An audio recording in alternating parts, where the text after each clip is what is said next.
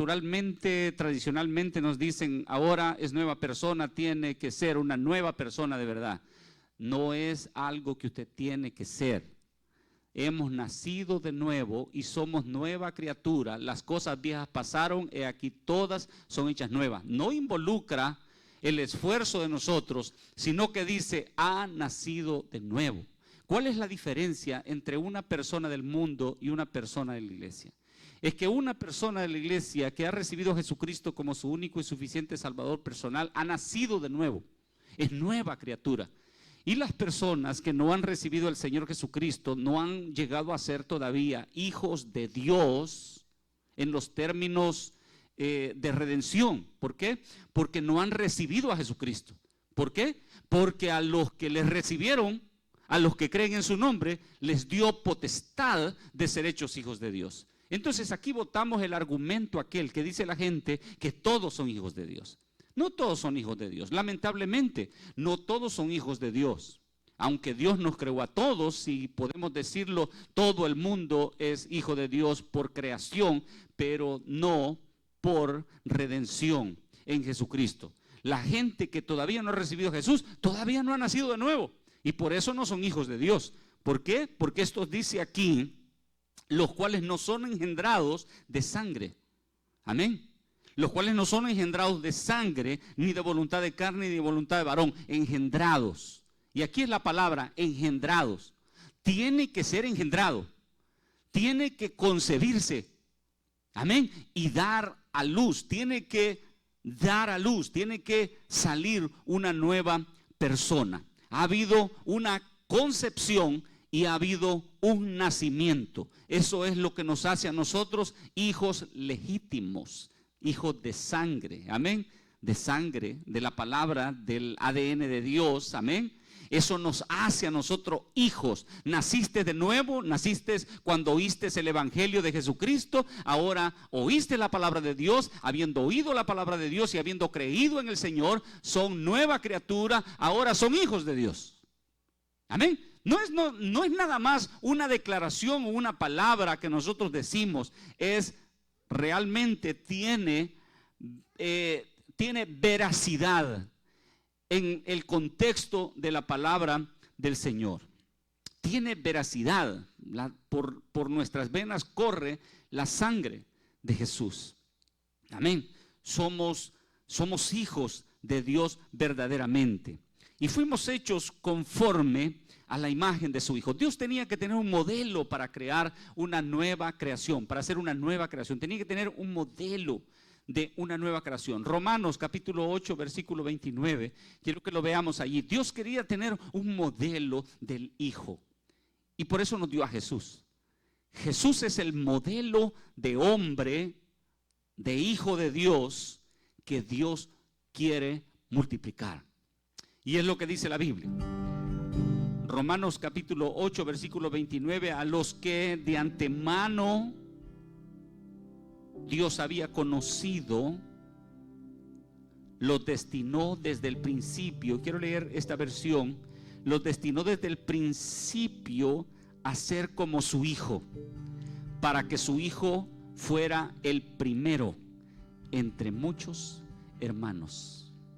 Amén. A los que antes conoció, la versión Reina Valera, a los que antes conoció, también los predestinó para que fuesen hechos conforme a la imagen de su Hijo, para que Él sea el primogénito entre muchos hermanos. Para los que no lo hallaron, Romanos capítulo 8, versículo 29.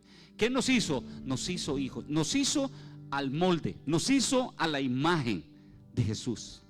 Él nos creó y nos hizo conforme a la imagen de su Hijo. Somos hueso de su hueso, carne de su carne. Por nuestras venas corre la sangre de Jesús. Amén. Dios nos hizo a nosotros conforme a la imagen de su Hijo, para que Él sea el primero. ¿Qué significa esto? Que va a haber un segundo. Amén. Que va a haber un tercero, un cuarto, un quinto. Que Él sea el primero. Jesús es el primero de esta clase.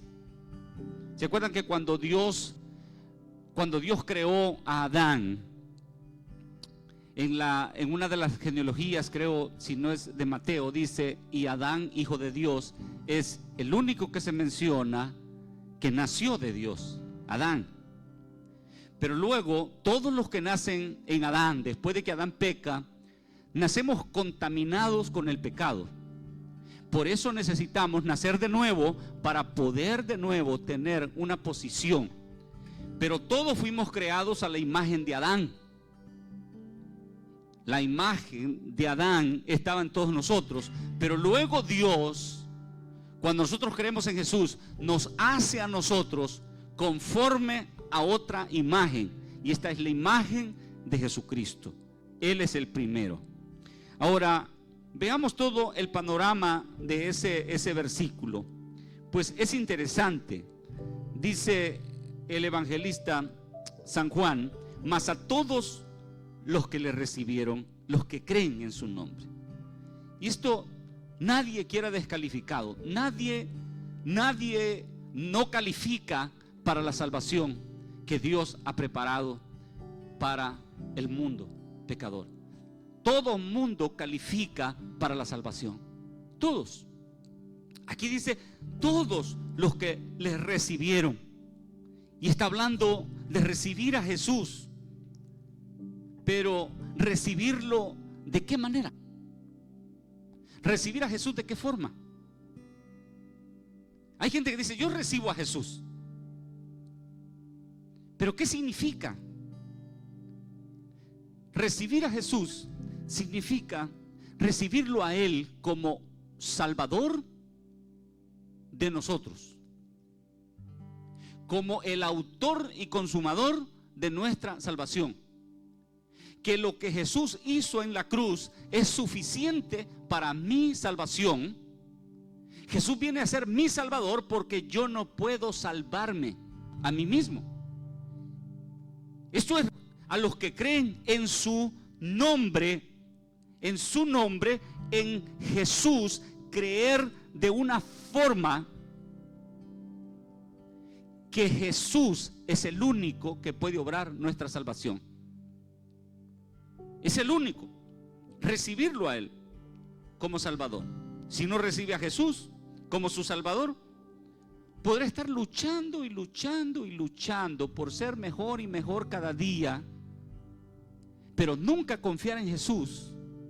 Abrirá sus ojos en la eternidad y experimentará el sufrimiento de los incrédulos, porque no confió totalmente en Jesús. Quiso obrar su propia salvación, quiso salvarse a sí mismo. Y nosotros no podemos salvarnos a nosotros mismos.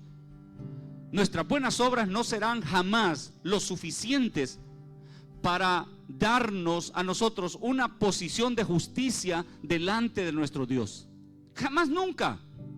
Y por eso es, hermanos, que debemos nosotros de entender que si algo, un impío, una persona que no ha recibido al Señor Jesucristo, un incrédulo que no ha recibido al Señor Jesucristo, necesita escuchar que alguien pagó en la cruz el precio de todos sus pecados, y que si se va a ir al infierno será porque él se mantuvo incrédulo, porque él no recibió a Jesucristo. Porque aquí dice que a todos los que le reciben, necesita recibir a Jesús como su único y suficiente Salvador. Necesitamos presentarle a Jesús. Amén. No decirle, oh, es que tienes que dejar el alcohol, si vas a ir a la iglesia prepárate porque tienes que dejar de fumar. Ese no es el evangelio. El evangelio cambia al hombre. Hay mucha gente que ha estado batallando por dejar el vicio. Por ejemplo, en lo personal, yo quería dejar las malas cosas para ir a la iglesia. Yo dije, yo no quiero ir con estas malas cosas en mi vida, quiero dejarlo. Y luego voy a ir a la iglesia, voy a dejarlo. Y me di cuenta de que mientras más quería dejar los malos hábitos que yo tenía, más grandes se hacían los hábitos en mi vida. Porque el hombre no puede cambiar por sí mismo. Y esto tenemos que estar completamente, hermanos, seguros. Yo no puedo cambiar. Si usted viene a la iglesia y usted tiene un mal hábito, amén. Alguien podría decir, no, yo no tengo malos hábitos. Tiene malos hábitos. Cada uno de nosotros estamos batallando con algo en nuestras vidas, un mal hábito que queremos dejar. Si nosotros queremos confiar en nosotros mismos y decir, voy a dejar esto, ese hábito se va a volver más fuerte. Lo va a debilitar, se hará más fuerte. Pero cuando reconocemos que nosotros no podemos y le decimos al Señor, Señor Jesús, yo no puedo, pero tú puedes a través de mí. Soy hijo de Dios. Amén. Tengo el Espíritu Santo. Y decírselo todos los días. Y eso es lo que vamos a estar viendo. Necesitamos entender los principios de la palabra de Dios y además ponerlos en práctica. Nombrarlos cada día. Decirlo con nuestros labios. Lo que nosotros verdaderamente somos. Dios puede cambiarnos totalmente a nosotros. Porque Dios no pretende cambiar el exterior de nosotros. Cuando nosotros recibimos al Señor Jesucristo gorditos, no significa que nos vamos a volver flaquitos el siguiente día. No, cuando recibimos al Señor gordito, seguimos gorditos. Porque lo que Dios cambia no es el exterior de nosotros. Lo que Dios cambia es el interior de nosotros. Y por eso es que cuando Dios cambia, cambia de verdad. Porque no cambia lo de afuera, cambia lo de adentro de nosotros. Y necesitamos estar conscientes que ese cambio se está generando en nosotros, en nuestra conducta, en nuestra vida. Amén. Hasta en nuestra salud. Comenzamos a ser guiados con el Espíritu Santo hasta en qué comemos, hasta en qué vestimos. Mi hija, le hemos enseñado a nuestros hijos en general a ser guiados por el Espíritu Santo en las cosas más pequeñas. Y mi hija dice, le pedí al Espíritu Santo que me dijera, Espíritu Santo, ¿qué puedo vestirme ahora? ¿Qué puedo ponerme? Cuando nosotros aprendemos a darle al Espíritu Santo la dirección de nuestra vida. Yo no puedo, Señor, no puedo elegir, ¿sabe? Yo no puedo elegir ni una corbata. Tengo que ir con mi esposa a decirle, ¿cómo me queda? ¿Está bien? Nosotros dependemos totalmente de alguien más para sus opiniones, para sus sugerencias. Pero como iglesia, en todos los términos espirituales y en todas las áreas de nuestra vida, necesitamos poner en primer lugar la palabra de Dios, el Espíritu Santo. Él es el consolador de nosotros. Él nos guía a toda la verdad y a toda la justicia. ¿Por qué? Porque somos hijos de Dios. Él ha enviado el Espíritu de su Hijo a nosotros, que clama, Abba, Padre.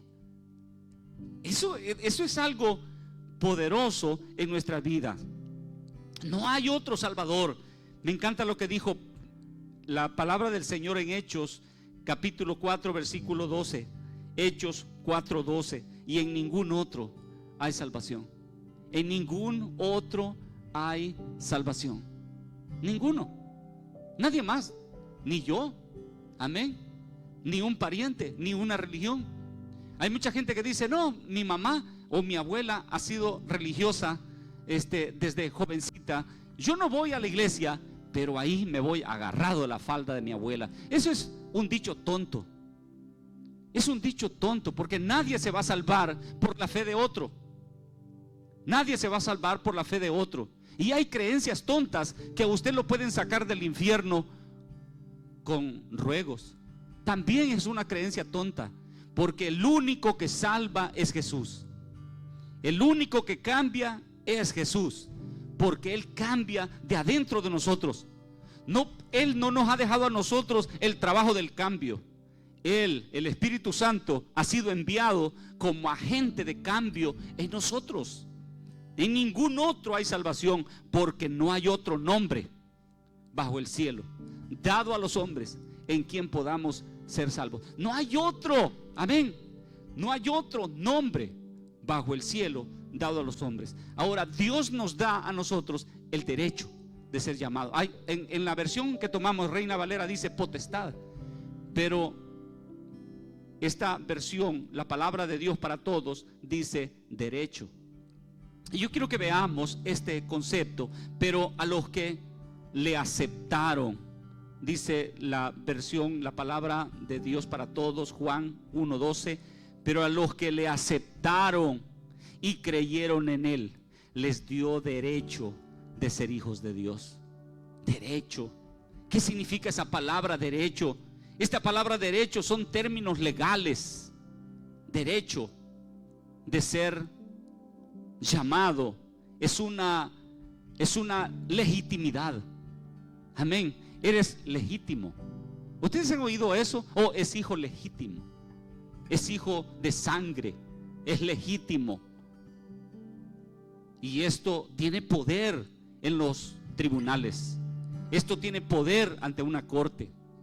Amén. Les dio derecho. Tienes derecho de llamarte hijo de Dios. Diga, yo soy hijo de Dios. Amén. Con derecho. Usted no puede decir que es hijo mío. Quizás se sonroje, ¿verdad? Soy hijo del pastor. Podría ser espiritualmente, pero nunca de sangre. Pero nunca de sangre. Amén. Cuando los niños llegan, que es mis nietos, ellos me mandan, ellos me dicen cosas y tienen ese derecho de pedirme cosas con autoridad y si no se los doy me lloran y tienen derecho. Pero imagínense que uno de ustedes vaya y me pida algo así como lo hace Jeremiah o como lo hace Natanio. Podría decir, ¿y qué tiene esta persona? ¿Verdad? Sí. Tiene derecho. Usted se acerca. Por eso dice Hebreos: entrar confiadamente al trono de la gracia para alcanzar, no para ver si acaso, para alcanzar gracia, a encontrar el socorro oportuno. ¿Por qué? Porque somos hijos, tenemos el derecho. Dios es mi Padre. Amén. Dios es mi Padre. Dígalo, Dios es mi Padre.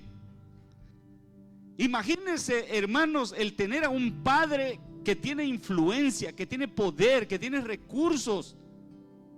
Hay gente que alza cuello diciendo: Él es mi padre, Él es mi papá, cuando tienen un padre poderoso. Pero la Biblia dice que Dios nos dio derecho a nosotros de ser llamados hijos de Dios. Derecho. Estaba leyendo la palabra del Señor en la primera de Juan. Dice: amados, ahora somos hijos de Dios. Ahora. Amén. Es hoy. No mañana. Es hoy. Ahora sois hijos de Dios. Pero aún no se ha manifestado lo que hemos de ser. Pero cuando Él se manifieste, seremos como Él, porque le veremos cara a cara como Él es. ¿Qué dice? Hoy somos hijos de Dios. Amén. Hoy, ahorita. Después de haberse peleado, ¿verdad? Vino a la iglesia y se peleó. Quizás se peleó con su hermano, se peleó con su cónyuge, se peleó con su hijo, dijo algo negativo, malo, quizás le gritó a alguien en el camino cuando venía en el tráfico, quizás. Y quizás pensó no venir a la iglesia. Después de algún tiempo he hablado a algunas personas y les digo: me prometiste que ibas a venir a la reunión, ¿por qué no llegaste? Y dice: es que cuando íbamos para la iglesia tuve una riña con mi mujer y le dimos vuelta al carro y nos fuimos para la casa otra vez. Porque dice: ¿para qué ir a engañarnos a la iglesia? Ese es el estúpido concepto que tiene una persona que mira las cosas en la carne. Nunca van a llegar lejos. Nunca van a llegar largo. Nunca van a romper ese molde viejo. ¿Usted cree que yo soy perfecto? Yo no soy perfecto. Desde el día que me di cuenta que no era perfecto, porque pensaba que yo era muy bueno, Como me decía mi esposa, tú piensas que eres tan bueno como el pan. Sí, porque a nosotros nos gusta el pan. Sí, si hay algo que tiene que ser bueno es el pan. Entendí que no soy una persona buena, que necesito al Señor y que cada día me estoy perfeccionando. Soy mucho mejor que el año pasado, muchísimo mejor. Y cada día voy mejor y mejor y mejor. ¿Por qué? Porque no soy yo el que estoy logrando los cambios, es el Espíritu Santo que habita en mí. Ahora sois hijos de Dios, pero aún no se ha manifestado lo que hemos de ser. Pero cuando Él se manifieste, entonces seremos como Él en todos los aspectos, pues ya no vamos a estar en este cuerpo. Amén, ya no vamos a estar en este cuerpo. Entonces la vida de Jesús se manifiesta en cada uno de nosotros. La vida de Jesús se manifiesta cada vez que nosotros decimos soy hijo de Dios. Es como dice la palabra del Señor: el que tiene esta esperanza se purifica en Él, porque Él es puro. El que tiene esta esperanza, soy hijo de Dios y ahora, pero no se ha manifestado lo que he de ser, no soy perfecto en mi conducta, pero cuando le vea, el que tenga esta esperanza, dice Juan, se purifica en Él, como Él es puro. Entonces esta esperanza nos purifica. Soy hijo de Dios, me santifica. Mire, cuando usted cometa algo que no debió, cuando usted diga una palabra que no debió, diga soy hijo de Dios. Ahora soy hijo de Dios y aún no se ha manifestado lo que he de ser. Mi Dios está obrando en mí. Eso lo santifica. ¿Qué significa eso? ¿Que es una excusa para hacer las cosas que están mal? No, eso es reconocer quién soy yo y quién es Dios para mí, y que Él está trabajando en mi conducta ahora y me perfeccionará. Amén. No estamos justificando cosas, estamos confesando, y cuando confesamos, el primer hijo se manifiesta en nosotros. El primer hijo, el primero de muchos, se manifiesta. Estaba viendo una de las versiones, no anoté la versión, pero en este versículo de Juan 1:12 menciona llamados hijos de Dios. Ahora, en la otra dice derecho de ser llamado hijo de Dios. Pero la palabra llamado es una declaración oficial de un hijo maduro. Según la antigua tradición de la adopción, cuando el hijo crecía y ya estaba listo para la vida, el padre hacía una ceremonia, tomaba a su hijo enfrente de todo mundo y lo presentaba y decía: este es mi hijo. Especialmente a la edad de los 29, 30 años, cuando fue justamente que Jesucristo fue a la cruz y el Padre declaró, ¿verdad? Este es mi hijo. Era una forma de presentar a un hijo maduro que estaba ya listo para las cosas de adultos. Entre los romanos, ellos no tenían una edad específica, pero cuando el hijo llegaba a una madurez de poder hacer las cosas de un adulto, ellos también hacían la adopción, una adopción en presentar a su hijo a la gente y decir: este es mi hijo. Y eso es lo que pasó. Cuando la palabra del Señor está hablando acerca de llamados, Él nos está a nosotros llamando, ya no como niños. ¿Se acuerdan ustedes que la Biblia dice que cuando eran niños se los llevaba para donde se quería? Pero ahora que ya son adultos, ya son espirituales, entonces Dios no nos ha puesto en la categoría de niños. Por eso es que no nos ha puesto bajo la ley, ¿Por qué? Porque ya tenemos la capacidad de poder discernir, ya tenemos la capacidad de un adulto. En la casa usted no deja los cuchillos ahí cerca. ¿Por qué? Porque hay niños. Los niños tienen regla en la casa, pero un adulto no. Un adulto no tiene reglas. ¿Por qué? Porque el adulto es capaz de poder saber qué es bueno y qué es malo.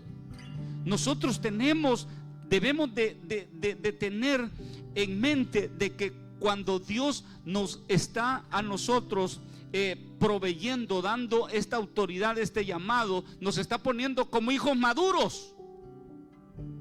Amén. Como hijos maduros. La voluntad de Dios para usted no es que usted viva en adulterio. La voluntad de Dios para usted no es que usted viva en fornicación. La voluntad de Dios para usted no es que usted sea un borracho. Esa no es la voluntad de Dios. Lo sabe una persona responsable. Lo conoce, pero sabe que su posición es esa. Amén. Tiene su posición en el Señor. Sabe que es hijo de Dios.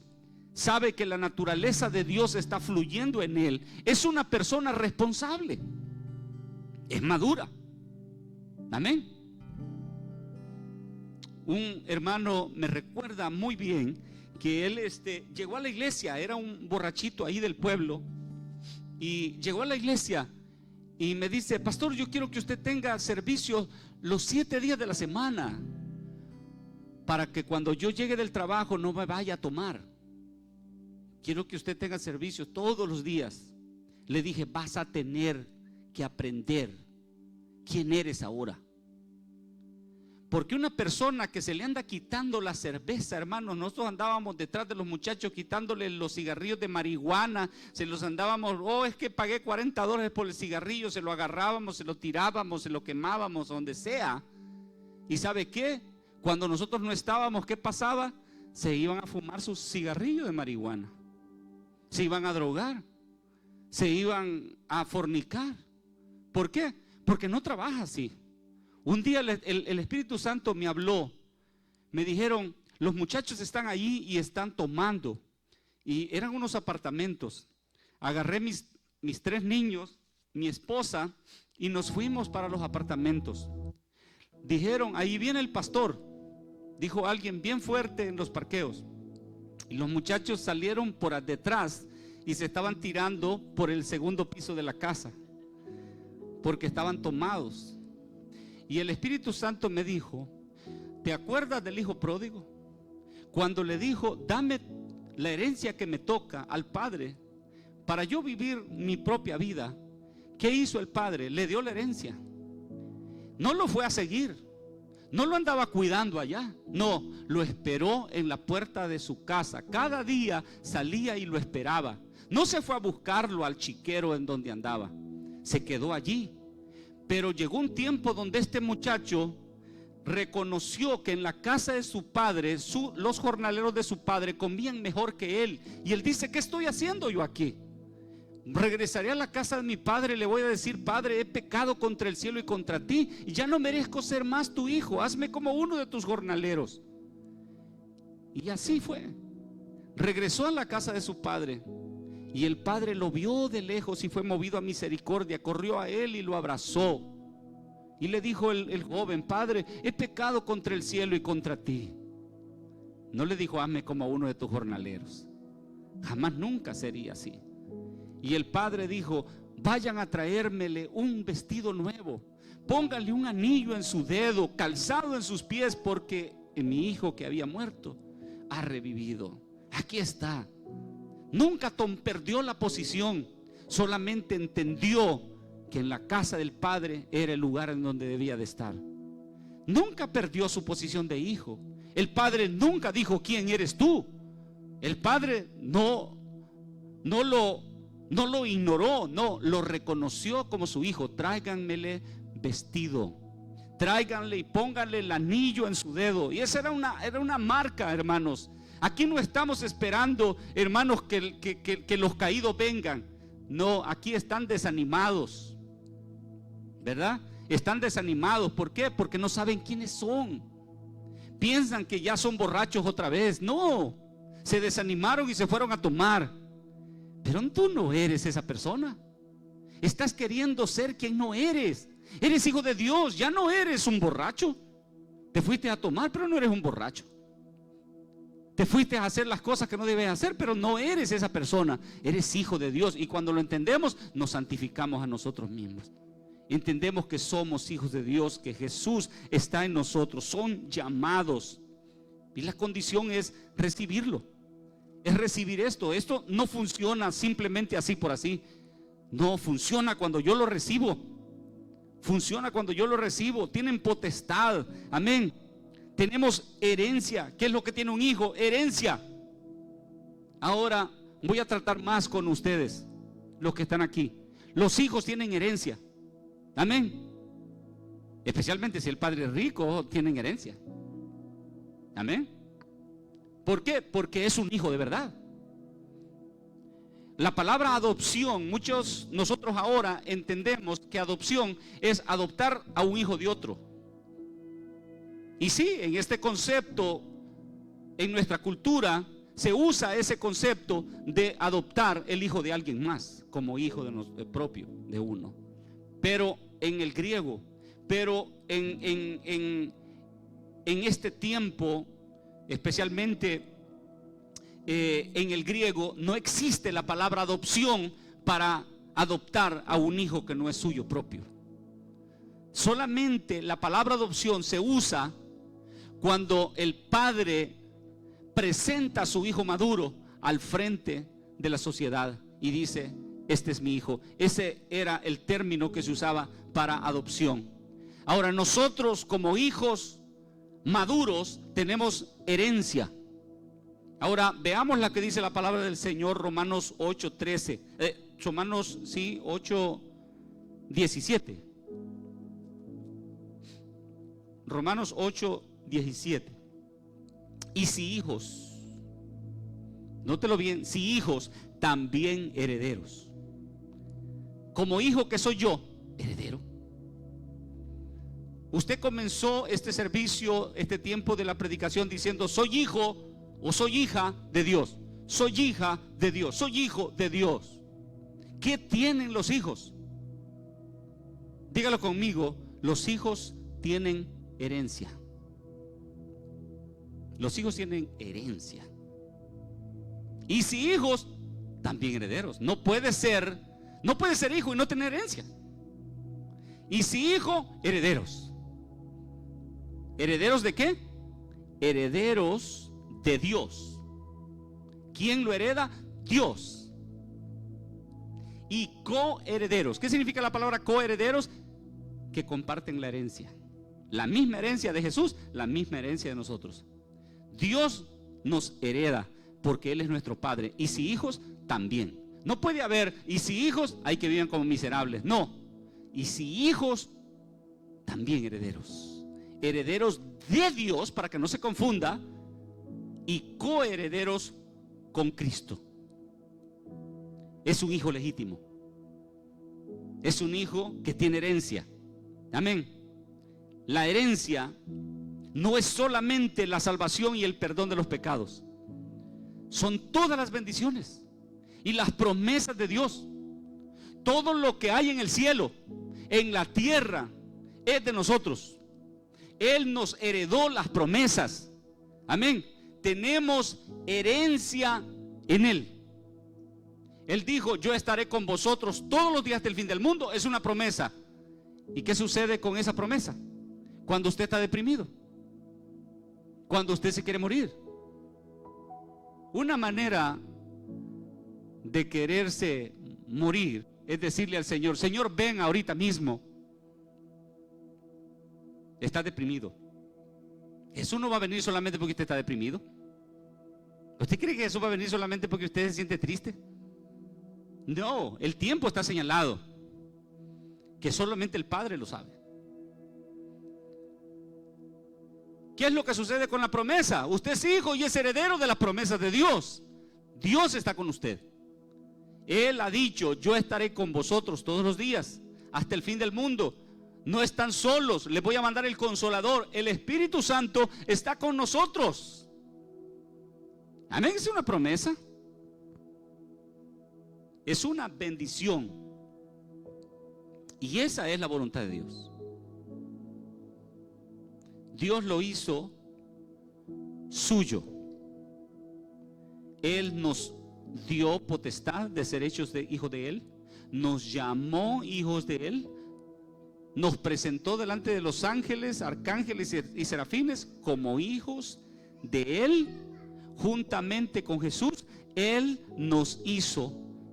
Él nos dio herencia. No tuvo alguien que poner una pistola a Dios en la cabeza para obligarlo a hacernos herederos, ¿verdad? No, Él nos hizo herederos a nosotros. De su voluntad, Él nos envió a Jesucristo, su Hijo. Y solamente tenemos que recibirlo nosotros. Ahora, todas las promesas son sí. Vamos a ver lo que dice Segunda de Corintios, capítulo 2, versículo 20 al versículo 22. Segunda de Corintios 1, 20 al 22. Note bien, usted es hijo de Dios, tiene herencia. ¿La herencia de quién? La herencia de Dios. Es coheredero con Jesús. Veamos esa cita bíblica. Yo la voy a leer en la Nueva Versión Internacional. Ustedes leen en la Reina Valera. Dice: todas las promesas que ha hecho Dios son sí. Todas las promesas que ha hecho Dios son sí. ¿En qué? En Cristo. Todas las promesas que ha hecho Dios son sí. Amén. Así que por medio de Cristo podemos responder amén. ¿Cuántas promesas son de nosotros? Todas. Todas las que encuentras desde Génesis a Apocalipsis son de nosotros. Más de 3,000 promesas en la Biblia son de nosotros. Son sí. En Cristo Jesús. Todas las promesas. Qué precioso, ¿verdad? Continúa diciendo: así que por medio de Cristo podemos decir amén para gloria de Dios. No hay gloria en nosotros. Es la gloria de Dios. No que usted esté haciendo algo tan grandioso que Dios diga: bravo, te voy a recompensar. No, es para la gloria de Dios. Es en Cristo Jesús. Aleluya. Es en Cristo Jesús. El verso 21 dice: Dios es el que nos mantiene firmes en Cristo. Dios es el que nos mantiene firmes. No somos nosotros. Dios nos mantiene firmes. Estoy firme porque Dios me tiene firme. Pero yo tomo decisiones. Amén, como hijo maduro. Dice: tanto a nosotros como a ustedes, está hablando los hermanos corintios, Él nos ungió. Y la palabra ungir aquí es: nos dio la capacidad, nos ungió con poder. Amén. Nos selló como propiedad. Note bien: uno, nos ungió, nos dio poder, nos dio capacidad. Segundo, nos selló como su propiedad. Y tercero, puso su espíritu en nuestros corazones como garantía. Amén. Tenemos la unción, el poder, la capacidad. La unción viene con el poder. Dice la Biblia que cuando la unción, el Espíritu Santo vino sobre Sansón, Sansón hizo cosas que un hombre natural no podía hacer. Con la quijada de un asno mató a 1000 filisteos. Y esa es la unción. La unción depositó la unción en nosotros, nos selló con el Espíritu Santo como propiedad suya, nos dio el Espíritu Santo en nuestros corazones como garantía de sus promesas. Él nos garantizó sus promesas. Él está con nosotros. Él está en todo momento con nosotros. Cuando clamen, diré yo, aquí. Promesa. Cuando clamen, yo les oiré. Yo les responderé. Yo estaré con ellos en la angustia. Yo voy a manifestarme en ellos. Mire qué poderoso. Cuando usted tenga un problema físico y usted clame al Señor, la promesa de sanidad es sí. Cuando usted tenga un problema económico en sus finanzas, la respuesta es sí. Usted va al Señor y pide respuesta a una necesidad económica, es sí. De salud, es sí. De familia, es sí. Todo es sí para nosotros. A otros se les cierran las puertas, a nosotros se nos abren. A otros Dios no le responde, a nosotros sí. ¿Por qué? Porque tengo herencia. Porque hay pacto, gloria a Dios, hay pacto. Yo voy a terminar con esto. ¿Qué hacer para ver la manifestación de estas promesas? ¿Qué creer? ¿Qué debo hacer? Vamos a ver Hebreos capítulo 10, versículo 23. Debes saber que Dios es fiel. Una de las cosas, debes saber que Dios es fiel, que Dios no miente. Dice Hebreos capítulo 10, versículo 23, mantengamos firmes sin fluctuar la profesión de nuestra esperanza, porque fiel es el que prometió. ¿Qué es Dios? Es fiel. ¿Quién lo prometió? Dios lo prometió. ¿Lo va a cumplir? Sí. Amén. En Él no hay engaño. Él no puede mentir. Segundo, mantener firme sin fluctuar la profesión de la esperanza. Mantener firme sin fluctuar la profesión de la esperanza. ¿Qué significa eso? ¿Qué significa profesión? Nosotros estamos acostumbrados al término profesión, que es un doctor o un abogado, etc.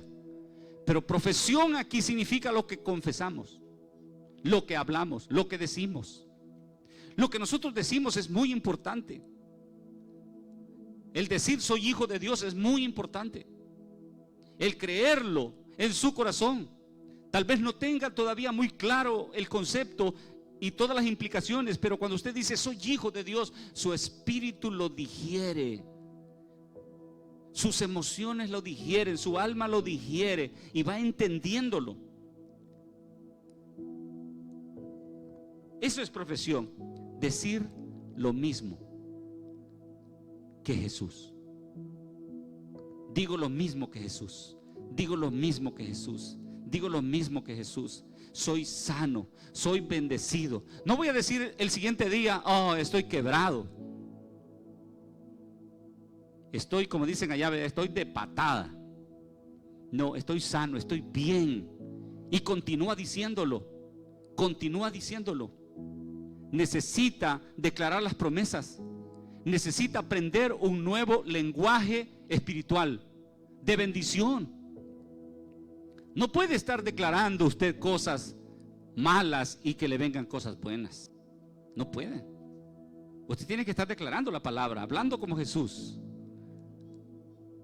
Mantengan firmes, sin fluctuar, sin fluctuar.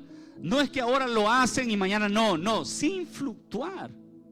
No se muevan. Sigan, sigan, sigan, siga, siga, siga.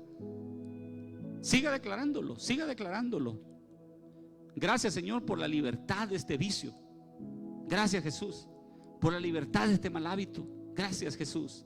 Gracias, soy tu hijo, Jesús. Soy tu hijo, el Espíritu Santo habita en mí. Eso lo purifica, lo cambia, lo transforma. Gracias, Jesús. Soy un hombre nuevo. Gracias, Jesús. Soy nueva criatura. Aprender a hablar y declarar y mantenernos en lo mismo. Profesión es decir siempre lo mismo. ¿Por qué? Porque sabe que Él es fiel para cumplir lo que Él ha prometido. Se da cuenta, en tercer lugar, saber que mi herencia es válida hoy, que yo puedo pedir hoy y se me concede, que yo puedo pedir y venir delante de la presencia de Dios con la promesa y se me concede. La Biblia dice, hablad tú para yo justificarte, en el Antiguo Testamento. Habla tú para yo justificarte. Tienes que saber declarar. ¿Qué vas a declarar? Las promesas de Dios. Porque Dios, lo único que Él se ha comprometido es responder sus promesas, no otra cosa. Amén. Dice Hebreos. Veamos esto que es bien importante. Hebreos 9. Allí unas hojitas para atrás. Hebreos 9, versículo 16 al versículo 17. Y note bien, aquí hay un pacto. Hay un pacto entre Dios y Jesús. Y Jesús hizo un pacto con nosotros.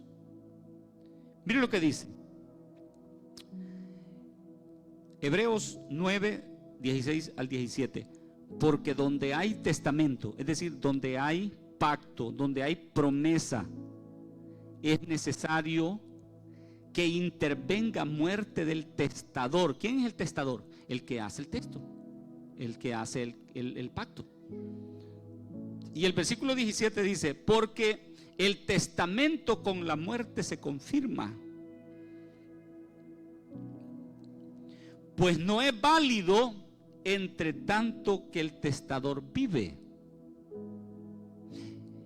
Ese pacto no tiene vigencia sino hasta después que el testador muere. Usted sabe que cuando un padre le hace un testamento, le da a sus hijos, ese testamento no tiene validez mientras el padre está vivo. Pero cuando el padre muere, ese testamento tiene validez. Y aquí está diciendo: porque el testamento con la muerte se confirma. Pero Jesús murió en la cruz del Calvario.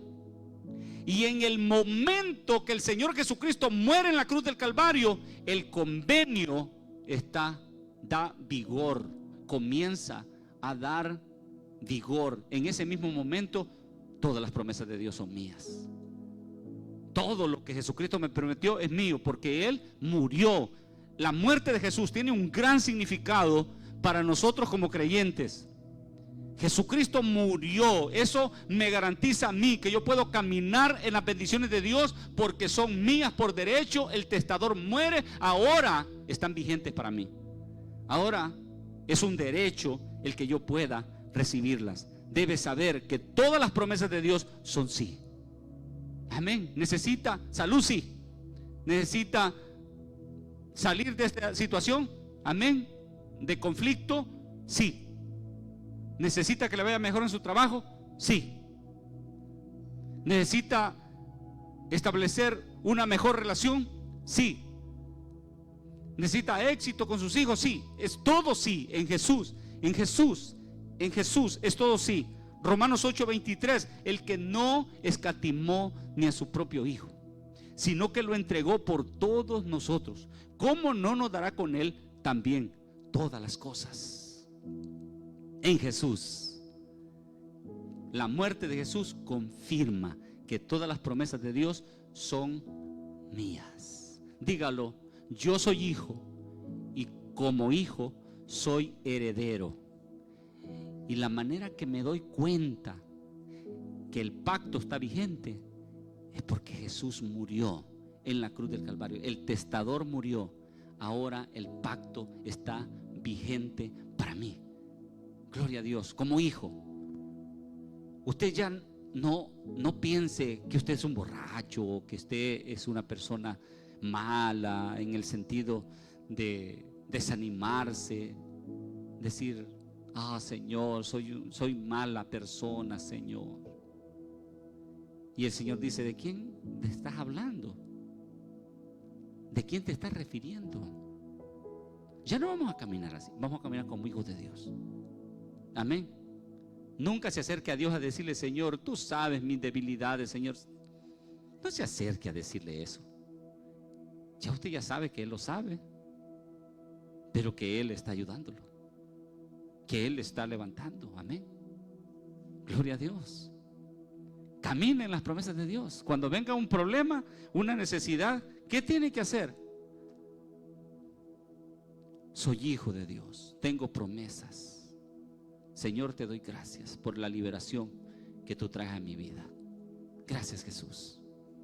Aleluya. Y esto es de Dios, para que nadie se gloríe. Nos ponemos en pie en esta tarde, adoramos al Señor. Aleluya. Gracias, Señor Jesús, por la presencia de tu Espíritu Santo, por la unción, por el poder que recibimos de ti, Jesús. Gracias. Gracias, Señor Jesús, por tu amor. Gracias por tu bondad. Gracias por haberme hecho hijo tuyo. Gracias, Señor, por haberme dado herencia. Aleluya. Soy heredero. Tengo herencia. Soy hijo. Tengo herencia.